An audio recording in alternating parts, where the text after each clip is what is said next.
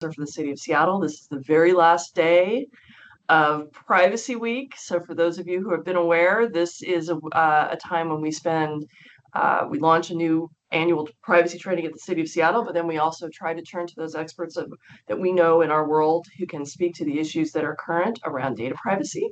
And Brian is one of those people. So we're really happy to have him here. And let me give a quick overview for Brian and tell you who this gentleman is if you have not already met him and have the experience of listening to him. Brian Hofer is the Executive Director of Secure Justice and the former chair of Oakland's Privacy Advisory Commission. He's been at the forefront of the battle to safeguard privacy and civil liberties in California, and he's led the charge for surveillance reform at the municipal level, more than 100 jurisdictions across the country, helping to establish oversight committees and crafting groundbreaking ordinances. Notable achievements include the nation's first municipal facial recognition ban and ban on predictive policing analytics, helping to create multiple privacy commissions, authoring the nation's first sanctuary contracting ordinance, and pioneering initiatives to restrict the use of invasive surveillance technology. Brian's expertise has earned him recognition across the country, including the Electronic Frontier Foundation's Pioneer Award. He's a sought-after speaker and consultant, and he shares his insights at prestigious conferences and universities across the country. He regularly testifies before government bodies at the state and local level, amplifying the importance of digital rights. Through his organization, Secure Justice, he continues to advocate for a future where privacy and civil liberties are protected for all. So we're really pleased to have you with us, Brian, to take this time. We will have an opportunity for questions and answers as we get farther along, but we're going to kick this off.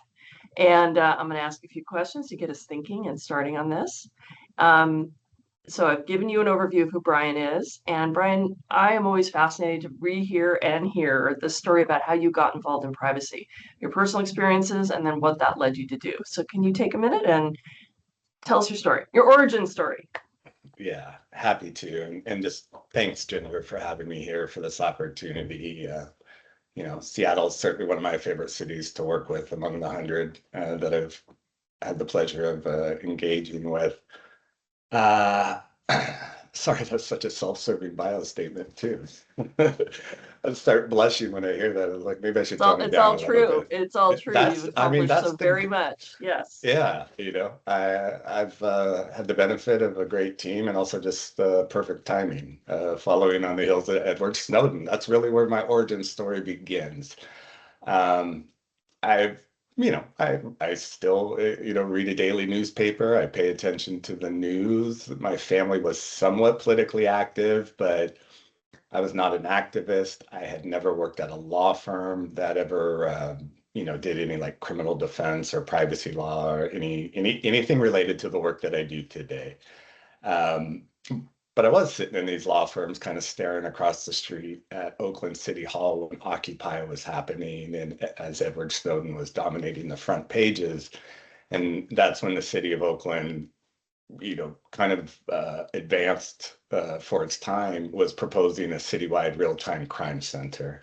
And those are becoming a lot more common today, but back in 2013, just to set the stage, this proposal literally hit the agenda 2 weeks after the first Edward Snowden revelation that, the NSA was monitoring the communications of Americans, and Occupy had just ended badly in Oakland. So there was a lot of, energy, paranoia, distrust of government when the city proposed this real-time crime center. And even back then, they were talking about commingling with databases with federal agencies and using facial recognition, which way back then was, awful, wasn't anywhere near accurate. And the city of Oakland had zero privacy policies, no rules whatsoever for the use of any of these technologies. And so I made the choice. I'm still not 100% certain why. I've lived in Oakland for about 15 years at that point in time and had never walked inside City Hall ever. And I stumbled inside, had to ask people where city council met and who was on the city council. I didn't know how to submit a speaker card or make public comment in 2 minutes that sounds articulate. And through, I don't know, I guess a little bit of skill and probably just more luck, I kind of became the face of the opposition that was opposing this program. some folks were just opposing the lack of rules. Other people were just outright opposed to all of it on the Mhm. merits. But short story long, we generated international news in my very first effort in this space. And we got a privacy commission out of it. And that's what really launched my career, which at this point is now 10 years long. Um, and I was still just kind of working around my day job for a number of years before I formed Secure Justice with some other friends that we had all been working on municipal data privacy concerns. There was just an unbelievable, and still is, as we're going to discuss, an unbelievable lack of privacy literacy um, at these levels of government where folks just don't understand the risks and the concerns and in Oakland too, there's a little bit of an extra motivation for me. We had a terrible scandal at the Mm. very end of the 90s, the writer scandal. If you Google that, you get a lot of Mhm. information. It's the longest criminal trial in Alameda County history, and it Mm. has led to a still ongoing 23-year federal oversight agreement due to racial profiling. And so there's been this big rift in the community between folks that have either never had any bad experience with police or those that have only had a bad experience with police. And I wanted to try to help solve that rift as well. And as just, emerging technologies were moving even faster, I was like, okay, this is where the action is. I could Yeah. actually make a difference. A few years ago, I actually became a victim. Which nobody ever expects that, but due to a mistaken license plate reader alert that suggested I stole my own car, my baby brother and I got four guns pointed at our heads, Mm. illegally searched, ripped through our suitcases. We were coming home from Thanksgiving from visiting my parents, and that ended up resulting in a civil rights lawsuit, and you know, just something I'll never forget. When you have guns pointed at your face get Mm. handcuffed and put in the back of a police car in front of a crowd and treated like a criminal. So I really got an extra motivation from that event to say, there are real world harms that Mm. occur from some of these practices. Yeah, that's a really powerful story. When it happens to you, it does change the perspective. I think so many things associated with technology can be out there, bigger than I can imagine. And when those things happen directly to you, you can understand just the potential.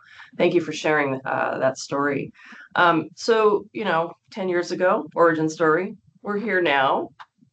Lots have changed in the world. Maybe a lot hasn't. And if we're looking at the big picture, what is your overall assessment of municipal privacy practices?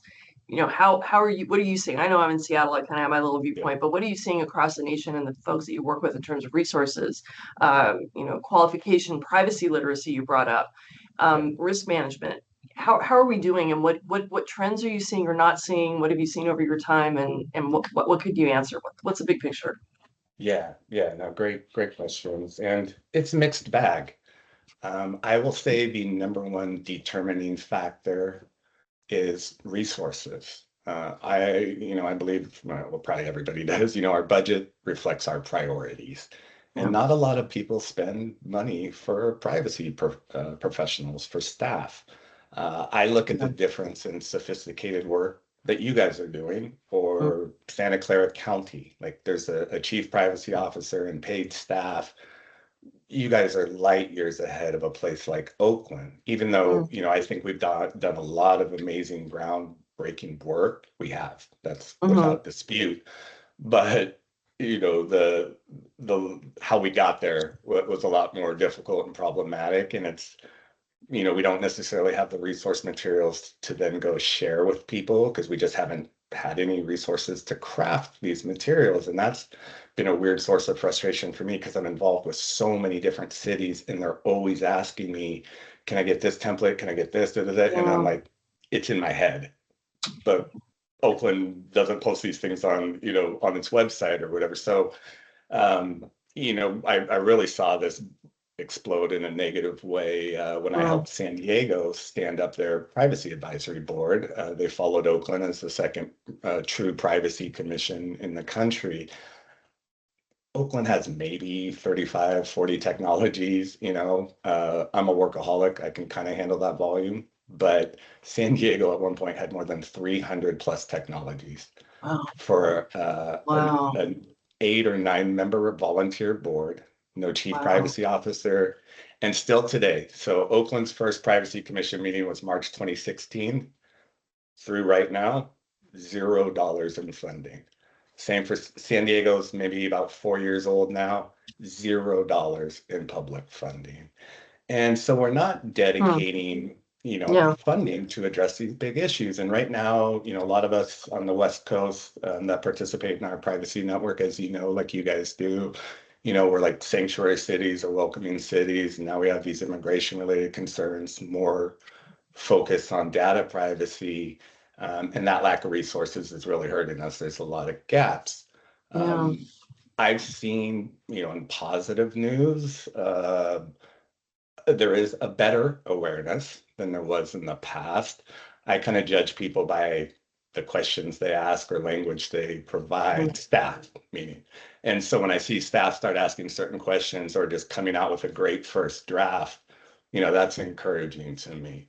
I certainly always brag, if Oakland ever has a gold standard on something, but I'll highlight another jurisdiction if they have Yeah. a good draft because I always, I am an advocate. I want to push the envelope. I don't think the status quo is safe. I think we do Mm. need to push back at how fast some of these technologies intruded into our life. We just didn't even really know about it. And so I do think we need to move the needle back a little bit on that. Um, and so when I see the light bulb go on in some of these staffers, it's been a lot better. I think one of the biggest difficulties, and this is just probably always going to be present, privacy itself is subjective. You might Mm. put everything on social media. I don't put anything on social media, and Yeah. everybody else is in between. So is success. Mm. How do we measure success? A number of us all work on these, like, ACLU influence surveillance Mm. vetting models, these ordinances that we're operating under. There is no definition of success. Mm. And, one person might think it's a reduction in gun violence, but another person only thinks it's the number of convictions or the number of stolen vehicles that have been recovered. I kind of take the position it's all of the above. That's why we Yeah. didn't define it. It's, according to your community standards, you guys decide what is that measure of success. But somehow that's getting lost in translation. We're not doing a great job. Yeah. All of our frameworks um, have a cost benefit analysis to them. And Ginger, honestly, like I live and breathe this stuff. I say things that other privacy advocates will not say. Like, I'm the only guy in the world, apparently, that'll say drones are the best de escalation tool I've ever seen, and other privacy folks won't really say that. But I do see that in the data. But I can tell you also with that same, truthfulness, we don't know if most of this technology works. We don't. It probably does in some aspects, Where's but the like data? nobody can prove Yeah. it. Nobody can Yeah. prove it. And so we're all allocating, millions of dollars towards not just police side, right? We all, smart city applications, just regular Yeah. municipal data privacy. Like we're allocating millions of dollars and we don't know if it's actually helping.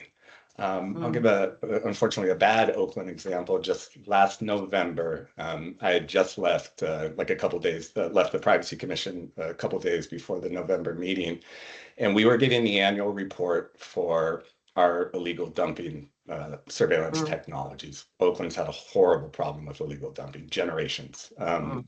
As long as I've lived here, it's been horrible. And one of the commissioners asked, what was the amount of like trash that we've hauled away? No No one knows. numbers. Uh, did we collect on the citations we issued? No numbers. What was the baseline of data before you started using the technology so that we can measure against? No information. And that's what's been the hardest thing for me. Mm. And I don't know if Seattle is any better because, I wasn't there in the very upfront part, but like most jurisdictions do not start out by measuring a Mm-hmm. baseline. So Mm-hmm. they never have anything to compare it against. It sounds really amazing in your annual report to say 150 stolen vehicles were recovered by use of ALPR, automated license Mm, plate readers. Is that a success if before you used the ALPR you recovered 200? Right? But they don't even I don't know. know. We've actually seen a couple of jurisdictions. That same brother I was referencing, he wrote a paper that we jointly published that showed a jurisdiction that's well known for using license plate readers actually recovered more vehicles before they started using ALPR. That doesn't Wow. make sense. It's crazy, Yeah, but yeah. that's their own numbers, their own police department's data. Wow. And so, but when you go tell that to people, they look at you like you're crazy. And it's just because they're not, reading below the headline and digging into the data.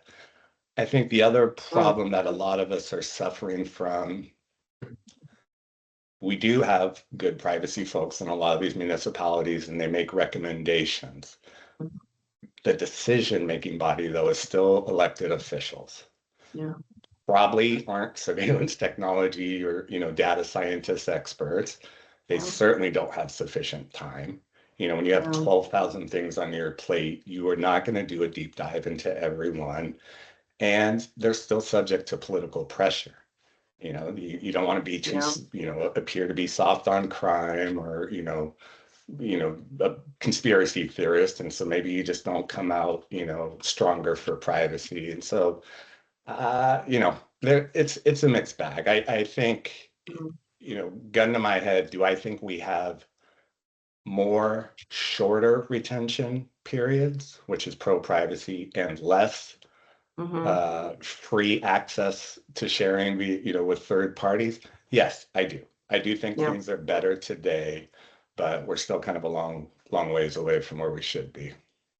Well, and you just put two things together that we are always facing budget problems, right? Cities never have enough money, ever. I don't think there's ever been a time when they said, yes, we have plenty of money for everything we need. Right. And those are linked because folks want to rely on performance metrics, right? In order Yeah. to accept funding. And especially if you're at the political level, you need to show your resources are being, one of the electeds, Yeah. you got to show your resources are being used adequately. So if somebody can show you numbers that say, hey, that program, that policy, that initiative is actually showing us really good improvement, Yeah. then you continue to get funding. And without that information, we are surely going to continue to be in a problem area. So what intuitively makes sense, you got to be able to prove. And we've been living through the AI world in the last few years. It's a very similar argument. And also plays in the area of surveillance, the amount of data collected, analyzed, and all the rest. And being able to show new technology benefits remains an issue, and numbers talk, and that's a very Yeah. important one to point out. A lot of people don't do baseline or don't know how to do baseline, or how do you do baseline on some of this? Right. Is the data Yeah. even being collected? That's one of the biggest issues we continue, to run up against is, Yeah. requirement for doing reviews, but is that data even being collected? So I appreciate you bringing that up. So that's municipal, and we understand, funding issues and priorities may be placed in different places depending on the political Yeah. whims. What is different, or are conditions a little bit different at the state level? Are you seeing anything at the state level that gives you a little more idea that we're moving ahead?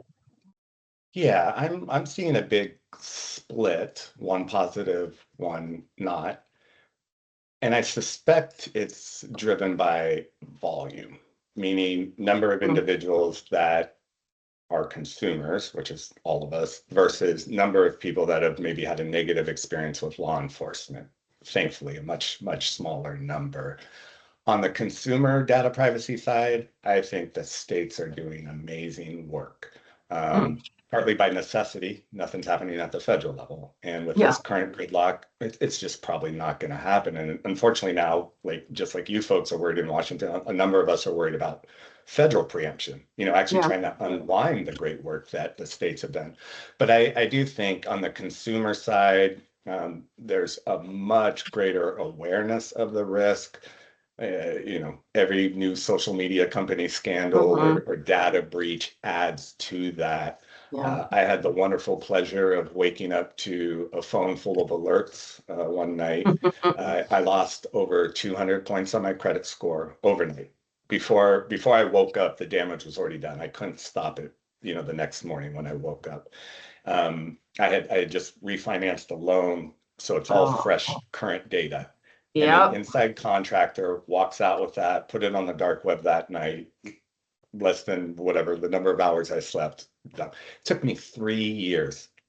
Snail Yeah. mail, police reports. I actually had to sue one of the big credit union players Wow. or credit Credit reporting bureau. agencies to Hmm. take something off my record. Um, Wow. and so the volume of people that have been harmed in that way is enormous. And obviously, once you suffer an injury, you're like, oh yeah, now privacy matters. That seems to be the human condition. We're never proactive, and then after we have a bad experience, we're like, oh yeah, I guess the privacy people knew what they were talking about. And we're not seeing that on the police side, on the law enforcement side. Mhm. I cannot count the number of times that I have been asked to educate a state Department of Justice. If Mhm. I'm the smartest person in the room, we have a problem. Okay. Uh, Especially, I'm not a technologist at all, Yeah. so that's a problem. If I'm advising you on the features of a technology that you've been using for 10 years and I'm telling you new things, that's a big red flag. I often feel like I'm speaking Martian or something. People, it's just this like glazed look. They don't know what I'm even referring to. Yeah. And at that state level, right, because they're the layer between federal and local, that's where I see so many blind spots on law enforcement. We share data with fusion centers, which are Yep. joint federal, state, local operations. We have federal task forces where, like, Seattle's like, hey, we need the FBI for, big, complicated things, right? That's what Hmm. they're good at. But they have different standards. And I'm the one telling state DOJ or literally 100% of every city attorney, county council I've ever engaged with, they have no idea about any of this stuff, that there are Hmm. different standards that could lead to a lot of harm. And I'll just, quickly just highlight a couple, like, for example, with the FBI, they can put you under surveillance without any suspicion of wrongdoing. They are allowed to do demographic mapping. Maybe 20 years ago, that didn't matter. Yeah. Now, under this current administration, demographic mapping has a totally different, Yeah. connotation to it. Use of force standards, like especially in California, we've greatly improved or raised our standard for use of force. The feds are like, we can do whatever we want, basically. And so we've got these weird blind spots that are still fairly significant. Um, I do think we, the privacy folks, are doing a little bit better job at connecting the dots and saying, look, all those things you finally acknowledge on the consumer side also apply to the police side, Yeah. especially because the amount of data law enforcement now gets from the private side is increasing, and people are starting to understand that a little bit better. Um, Even I don't know if you guys are doing it yet, but down here, a lot of our real-time crime centers and our camera networks are now hybrids. It's not just police cameras, city-owned Yeah. cameras. It's public, like downtown business improvement districts, merchant associations, homeowner associations that have license plate readers that want to connect or, feed that data to the Yeah. police. And you understand the reasons why, but that comes with extra concerns and not doing so much, I don't think, at the state level. I already know by a number of the bills that have been introduced in California for this upcoming season that we will be tackling a lot of that, but Yeah. still some big gaps to work on. Well, that's such an interesting. You're making me think of other questions that we hadn't discussed Yeah, in advance. Are yeah, you okay if I riff a little? yeah, absolutely. Yeah, I'm really curious if you've in. I know you don't have a ton of time for this, but if you're looking at Europe, how is Europe handling some of these issues? They okay.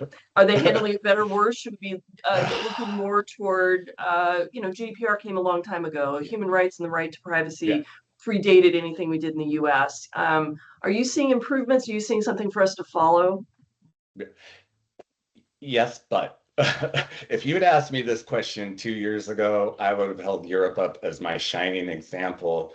The key ingredient that I think everyone will agree on in America at all levels of government when it comes to like misconduct we don't seem to care about accountability anymore. Yeah. More so. In California, when our consumer privacy agency issues a penalty, $250, $4,000. Yeah. You think these giant corporations are sweating that? That's just the cost of doing business. But then Yeah. you go see a GDPR penalty, $250 million. That will change behavior. Yeah. Now, fast forward 2 years, as apparently, the entire world seems to be moving, to the right and getting more, authoritarian in certain governments. These movements in Europe for like digital ID, chat control, anti-encryption Mm. are terrifying. I Okay. mean, and they're trying to couch it like a lot of American jurisdictions, domestic jurisdictions are doing, child safety laws, age Mm. verification. Can I make a credible argument for those things? Yes. But Hmm. I also know the harm from those things, and Yeah. we're already seeing some of that in the early research. And I mean, if encryption becomes unlawful, that is the end of privacy, and Yeah. that the consequences from that are just so far wide-ranging, it's unbelievable. So I see Yeah. the people in Europe fighting hard. I mean, the amount of opposition to like the digital ID and chat control Mm. is enormous, but kind of like in America, their elected leaders don't seem to be listening. Like it's relentless, the pressure to keep pushing these things. Yeah. So I don't know. Yeah. I'm rooting for them, but I don't. I know London is now rolling out like real time 24/7 facial recognition. Mm. That's a massive leap from after the fact investigatory use. Yeah. Yeah. That's Yeah. a massive difference. So, Yeah. we'll see how they turn out. I want to see where the storage of all that is going. My goodness, somebody's making a lot Right. of money in data storage. Um, so we touched on reduction in budgets. We touched on what's happening in cities. It's happening all over, certainly happening to us. Imagine it's happening where you are too. And obviously the impact of privacy oversight. Do you have any, do you want to talk a little bit more about what that means? You've already touched on the fact that who can you hire? Do you have full-time staff? Yeah. What other places do you see that happening? What else do you see budget impacting us? Yeah, there's also a cultural change. Hmm. People are not joining up uh, with police academies. Hmm. The people flocking to law enforcement is appears to be maybe a generational shift. It is Hmm. reduced. Here in California, we've got neighboring cities offering signing bonuses of like Oh yeah. $75,000 just to switch departments. They're all recruiting against each other. Uh, Oakland, let's get back to our cost benefit analysis. We keep thinking that if we would just run more police academies, we're going to keep up with just our rate of attrition. We can't even keep up with our rate of attrition right now. And we barely graduate maybe 12 to 13 people at a time, and only 60% of those people will complete their probationary period. Oakland is losing 5 officers a month just to like retirement or Mm. lateral transfers. So we don't even keep up with our current rate of attrition. And our police force is getting older. A Mm. lot of them are retirement eligible. So what does that do? That puts the pressure to use more surveillance technology. Yeah. We've all heard the lingo, force multiplier, right? This is a Yep. force multiplier. And, again, because I need to protect my own credibility, I'm not going to say that motivation is wrong. If you've got, I mean, in Mm-hmm. Oakland at some point, we have as few as like, 20 officers out at, in rotation on patrol for, Mm. even though we're a smaller city, that's, just not enough people to respond to all the calls for service. And so you understand why they want networked cameras and Yeah. Wi-Fi access to everything so they can remotely view it and respond, and why they want automated alerts from gunshot detecting technologies and license plate readers. Like, I understand that. But it unfortunately leads to even larger ecosystems of Mm. surveillance technologies, more data points being collected. And, I think every privacy person will say, all data collected is data at risk. Yeah. Um, Another issue, I haven't really addressed yet, but I think is a massive one that's not getting a focus on cybersecurity. Mm. Oakland was crippled by a ransomware attack. We could not collect revenue, like not even parking meters, like everything was disabled. We lost an enormous amount of data. Mm. Hundreds of gigs were on the dark web. We faced 3 class action lawsuits. I think we're paying for credit monitoring for at least 10,000 current Wow. or former employees Wow. because some of the data was so old, it was beyond our retention schedules. We never should have Oh, even had that data, yeah. but again, the lack of a mandate and resources to go do those things. Nobody was paying attention. So we lost data we never even should have had. Our city attorney lost Mm. confidential information. And we had a report like 2 years prior. We are unfunded, vulnerable. You need to upgrade or something bad's going to happen. I was talking to a mentor of mine, and she pointed out something that I've never thought of. She goes, it's not a constituent driven issue, No, right? it's We true. care about potholes and murder and affordable housing and homelessness. She goes, have you ever seen anyone come up to the podium and ask for greater cybersecurity investment? No, I haven't. And so it's like back of mind. And then Oakland loses millions of dollars in the 3 month period where we were basically not able to function as a city. And so, yeah, there's some big financial pressures that are also just impacting all the work that we do. It's such a good point about what we see and what we worry about, that potholes could take precedent because that Yeah, is a thing in front of me and I just yeah, hurt my car because I did that yeah, snow removal up here. yeah, Don't even get us started how many yeah, politicians who have, focused on snow removal as being the most important thing because if you can't get around, you have one good snowstorm, we say, can be the end of somebody's career. But uh, it's that cost benefit analysis and being yeah, able, unfortunately, to point to ransomware attacks. We've had them in our area as well. Seattle, yeah, not going to even say anything, but we've had them in our area, yeah, and that's what we kind of lean on, is helping people to understand. I think also people don't understand cybersecurity insurance is almost non-existent. yeah, So it yeah, does become, you will pay for this out of pocket. You will have to be yeah, self-funded. So, yeah, well, I appreciate those perspectives. I think technology is always ahead of our thoughts around what policy and what legal controls we need in place to manage that technology. And that is the thing that takes a long time for people to catch up to, because they don't even know what the capabilities are. And how do you have those conversations, right? With yeah, communities that do or do not have focus on. I think people get afraid too. When you start talking technology, people who aren't technology proficient immediately start backpedaling, and it becomes you can get into techie conversations that yeah, can be yeah, off-putting. Well, so we talked about the things, we all want to crawl under our beds now because the concerns, I mean, that we aren't crawling under our beds is important to acknowledge. But what strategies or solutions are you looking at to improve how privacy guardrails are not in place? What can you talk to? Things that people can really think about, get behind, and maybe even participate in. What would you say? yeah, yeah. Some of what we're doing, and this is on my like secure justice side, even though it obviously builds on all my municipal experience, is doing these like municipal privacy surveys. A Mm, number of us, Seattle included, like we've got these big privacy principles in place, what's actually working. And mm, like I just said, Oakland, we basically copied your, privacy principles. But then we didn't get rid of the old data and it ends up in a ransomware attack, So yeah. um, in the Bay Area, there's a number of, and I do want to highlight about this, like, and at the state level too, I'm going to share an example, like well-intentioned programs Mm, where the privacy people were ignored. So let me use California first.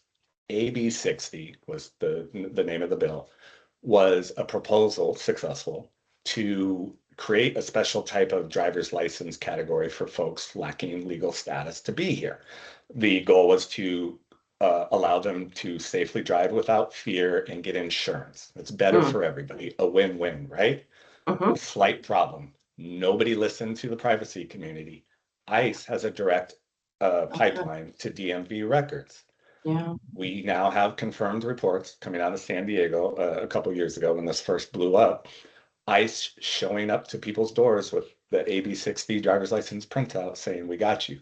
Like Oh, they literally are self-identifying by applying as lacking legal status. We made it easy for ICE to like, here's the yeah, file yeah. that you need. Yeah. Go find all these people.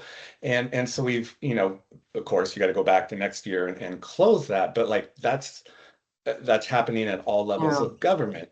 San Francisco, Richmond, and Oakland, at least, have all created a special municipal ID. It was mostly for unsheltered folks. And I mean, some of Mm, these programs are like 10, 15 years old. Um, Mostly for folks that just, lost their ID and didn't have a mm, way to identify themselves to the bus driver if needed, or police, or, yeah. things like that. Oakland and Richmond also thought, hey, they also don't have a bank account, so let's add a debit card to it. And you can Right. see where this is going. We've got digital paper So trails. much information. Yeah. Yes, so much information. And again, were their hearts in the right place? Absolutely. That is a well-intentioned program.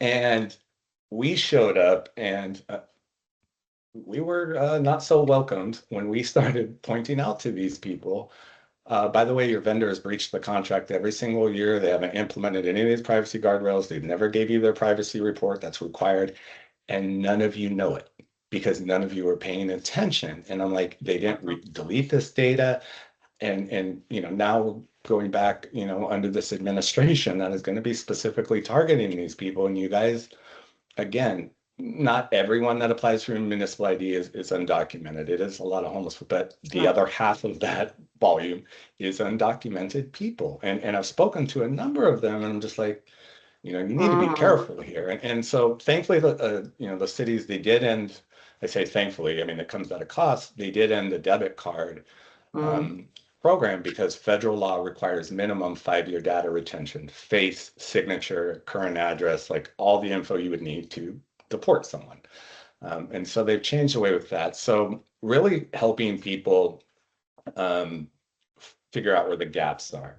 We have a yeah. number of benefits programs in California, financial aid for students, cash assistance for like recent refugees to like maybe get the first month of rent, or and we're collecting citizenship status. We're Mm, asking it on these forms, and I'm like, what are you doing? yeah. Yeah. Like, Yeah. I fully agree. Like with taxpayer money, we need to track it. We need to be accountable. You can't just go hand out the people's money randomly. I totally get it. Yeah. But once you verify eligibility, why are you keeping the data? And Yeah. I know I'm speaking to a privacy professional. We talk about purpose specification and data minimization. We're not doing a good enough job articulating that to the electeds and to these well-meaning Yeah. program administrators. Like, hey, I appreciate you doing this, but Yeah. X, Y, Z, so that's, I mean, that's been an exploding area of work for us right now. And it's Mm, actually led to some of these state legislative proposals that we're going to be working on during the spring and summer. Um, Another issue is, everyone in the world in the privacy space always tells me it's like, the incentives aren't aligned. That's why corporations are selling our data because that's where the incentives are, et cetera, et cetera. And so what I've tried to work is sort of, I guess, the disincentive. mm, People want our taxpayer money. Government contracts are lucrative. Most of these contracts renew mhm, for many, many years. mhm, I make the argument sometimes that, we're being trapped into these, we're getting locked into these to where we kind of can't escape, but that's a little bit of a separate topic. But the point is, these are very lucrative contracts that people want.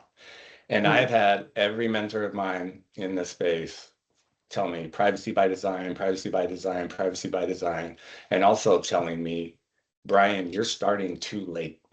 mm, Your privacy commission, this vetting framework, you're starting after the decision has already been made and procurement's already in process. You got to mm, get as far up in the RFP, request for proposal process, as possible. And what do I mean by that? Um, when you look at the scoring matrix for how a municipality picks a vendor, I don't ever see a privacy score.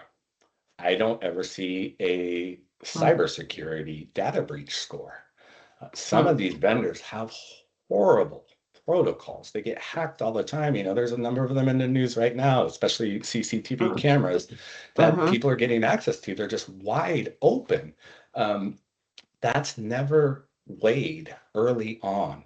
mm, We deal with privacy after something mhm, bad happens, and so I've tried to create, it's based, it's literally the exact same concept. I've got a no stolen data ordinance and a sanctuary contracting ordinance. And the sanctuary one is pretty easy. If you supply data to ICE, you're not eligible for Mm, our contract. We want people to align with our values if we're going to give you our money.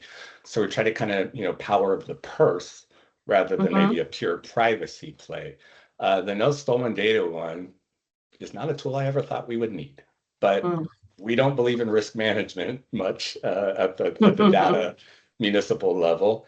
And so I started becoming aware of these vendors that are through various whistleblowers, leaked documents. We've discovered that vendors are openly incorporating stolen data that they've got from the dark web, Mm, various data breaches, ransomware attacks, and putting it into their products to, because law enforcement wants to know everything about everything. I understand that, if I was police, I would want to know everything about everything. That's why we have civilian oversight. We need to kind of push back on that. But what was most stunning to me as an Oaklander on this one, when I first discovered this major vendor that we were literally considering a new contract for an expansion, um, and they had a whistleblower leak a bunch of this stuff. They mentioned getting data from a specific breach that hit Oakland. There was a parking analytics vendor that we use to manage parking, mhm, payment and mhm. enforcement, that type of thing. And it hit Oakland, and they were using that data in their product that they were at that time shopping to Oakland. And our police department and city attorney didn't think that was an issue.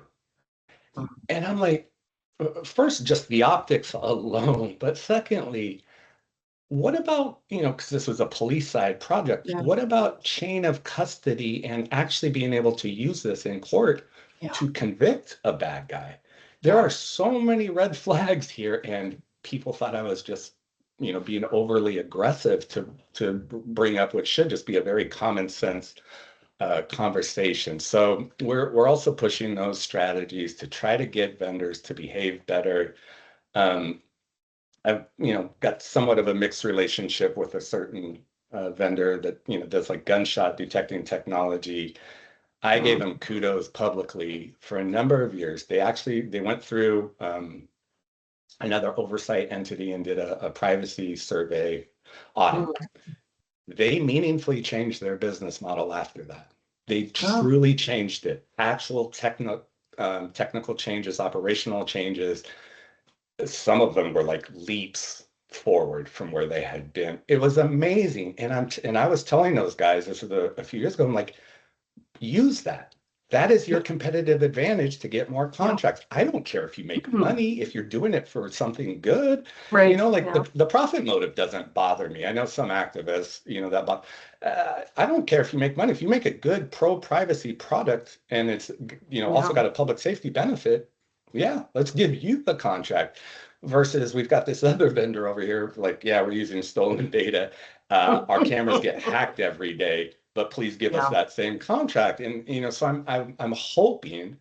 I don't know Yeah. if we've had a lot of success, but I'm hoping that some of these ambitious people will use that profit motive to be like, I can be better at you than the other guy at privacy and get more Yeah. contracts. And we're having some success there. We've seen some of that, haven't we, in the private sector, big companies who shall remain nameless, who have used privacy as a differentiator, and I think that's really important you mentioned. We're going to open this up for questions in just a minute. I wanted to add one just thought.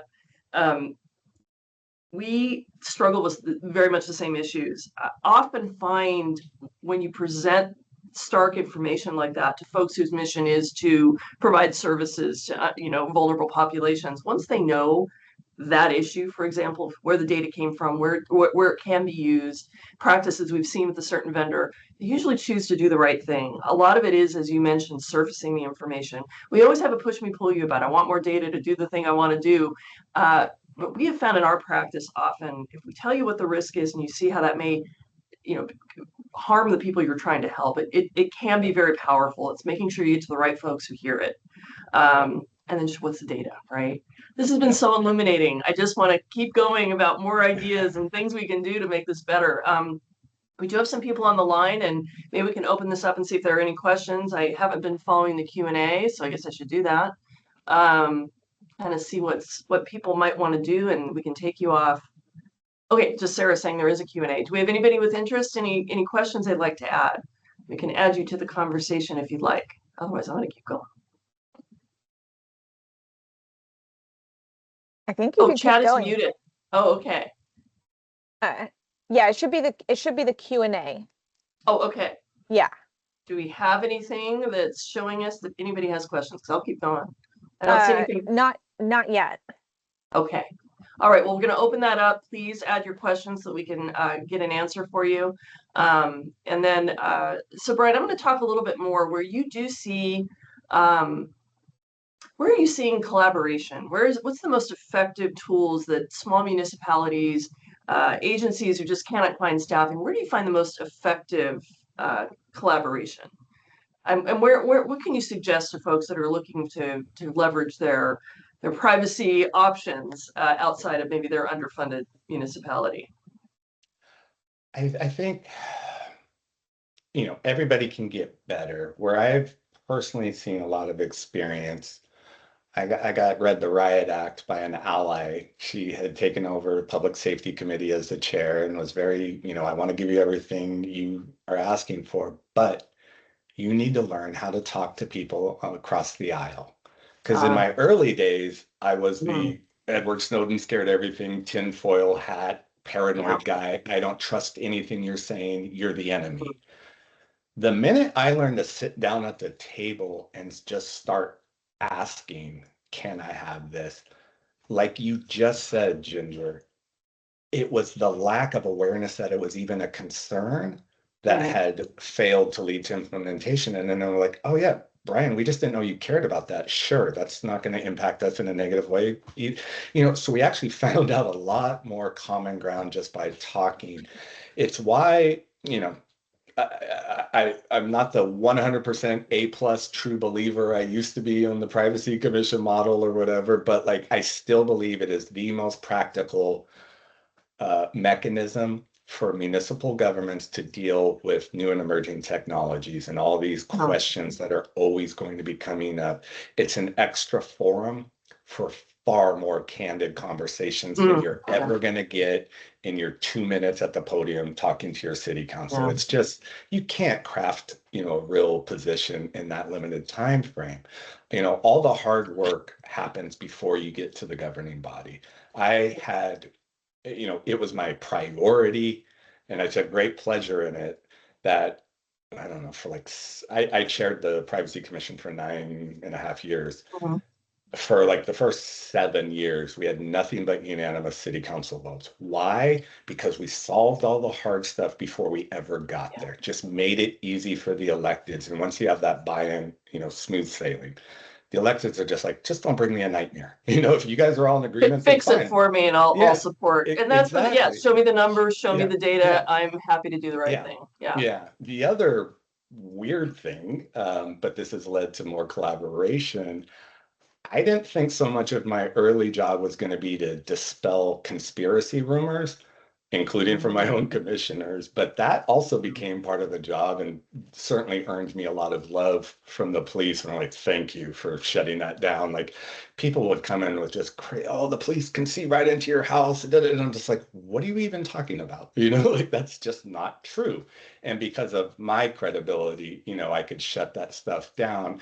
That led to better conversations where I'd start seeing regular community folks approach the police directly and just have friendlier, more informed conversations. We secure justice. We do also a bunch of like digital security trainings now, and not all of them, but some of them I actually invite the elected officials in. And one, to raise their own awareness just for themselves and their own privacy practices, but to show them also where all these potential red flags are in their own city and their own technologies and their own practices. And again, that's a little bit, less formal, more candid. You can get into the weeds, and so there's been a greater understanding there. I don't. It's been a mix of inside and outside game, for lack of a more articulate description, where we've spent a lot more time educating the community on the risks so that they understand. And we've also been spending a lot more time on the government side so they can respond accordingly. That's helpful. Are we gonna be able to hear from Hector, or does he need to type in? Where are we at? Yes, so I will unmute Hector. So if you do Alright. have questions, I'm getting feedback that maybe the Q&A is not functioning properly. So if you That's want to fine. raise your hand, I believe I can unmute you. I So think let's Hector- give this Hector- a go. Yeah. Okay, let's see how it happens. All right, Hector, let's see if we can get you unmuted. Can you hear us now? Yay! Yes. Yay! All right, what do you got for us? No, For Brian. fantastic. First of all, I got a lot of prize and I don't know, good advice from you. Thank you so much for all the work that both of you are doing, changing and making this world safer for everybody. And I know we are part of the team, and you have been great advisors to Portland. So I know we are running out of time, but the quick question is about the tables, right? Brian, who's missing and should be part of this in this table? Yeah, great question. I mean, to me, the more the merrier. You know, there's certainly great shining examples where like impacted community members are absolutely given a front row. And then there's plenty of other situations where they're not even in the building, let alone in the same room. That's another thing I appreciate about a privacy commission forum or any outreach. Like, you know, I know Seattle has had community events. Hector, you in Portland have had community events where folks that might be intimidated, right? Sometimes impacted folks don't want to go talk to the police that are, you know, violated their rights. Like that's very understandable. So having a safer place for those conversations, maybe off campus, has been a huge, you know, and that goes kind of back to your collaboration question, Ginger, is, you know, having those folks at the table can should impact the rule making and whether or not you use these technologies. That was the impetus between creating a privacy commission. Yes, you need to have a skill set. Like it doesn't work if you don't know what you're looking at, but we also don't want the like elite aristocratic class making all the decisions. Like Oakland, it's Oaklanders, regular folks, not employees of the city, you know, so we can be more independent. You know, it's very hard when your paycheck depends on things. You know, we can be a little bit more vocal in talking and moving that. And same with San Diego. I mean, gosh, their board is so sophisticated. They have some of the smartest people. They just don't have any resources. But you know, those are very qualified people. But they're also just regular folks in San Diego. You know, they've got the professional jobs, but they just volunteered to help. And that's, I think, been a huge bonus in these frameworks. That's terrific. Well, you are inspirational, and I know it's Friday, and I know it's the end of Privacy Week. What does keep you from hiding under the bed?